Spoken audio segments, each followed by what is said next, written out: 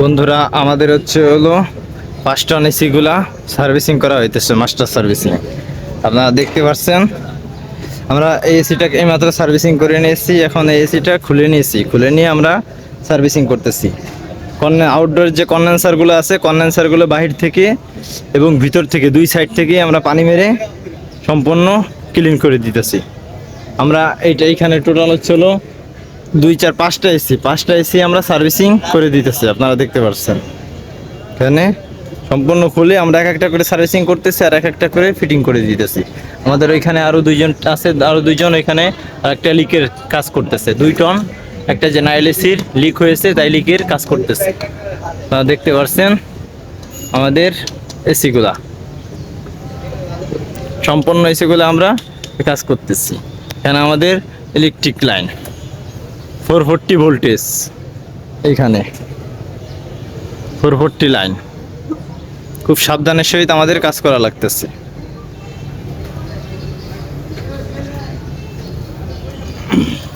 আমরা এখন সার্ভিসিং করব। প্রচুর পরিমাণ ময়লা।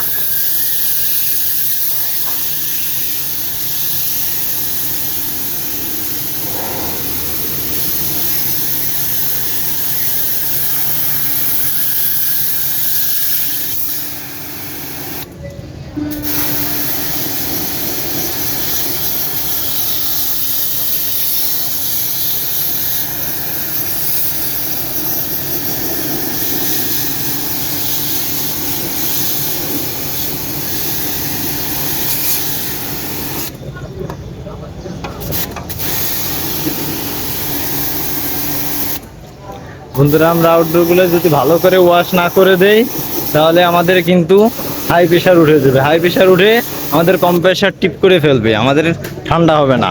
কম্প্রেসার প্রতি অনেক প্রেশার পড়ে যায়, গরম হাওয়াটা ভালো করে পাস করতে পারে না। সেই জন্য কন্ডেন্সার চেম্বার যত ওয়াশ থাকা যাবে, যত ক্লিন থাকবে, তত আমাদের হলো ঠান্ডার পারফরমেন্স, কুলিং পারফরমেন্স সেই ভালো দিবে।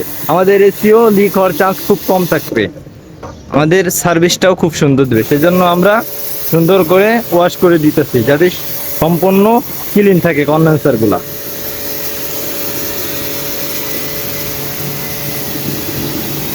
আপনারা ভালো করে ওয়াশ করে দিতেছি। এই যে হচ্ছিল আমাদের কম্প্রেসার, কম্প্রেসারও দেখেন কি পরিমাণ গরম, দেখেন কি কম্প্রেসারও পানি মেরে দিচ্ছে, কি পরিমাণ ধোঁয়া উঠতেছে গরম থাকার কারণে।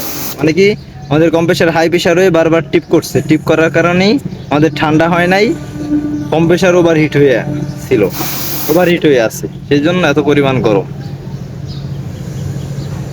আমরা যদি কম্প্রেসার ভালো করে ওয়াশ করি, কন্ডেন্সার ভালো করে ওয়াশ করি, ইনডোর আউটডোর সম্পূর্ণ ক্লিন করে দেই, আমাদের ফ্যান স্পিরিট সম্পূর্ণ ঠিকঠাক থাকে, তাহলে আমাদের আর কম্প্রেসার টিপ করবে না, তখন পারফরমেন্স ভালো দিবে, ঠান্ডার পারফরমেন্স।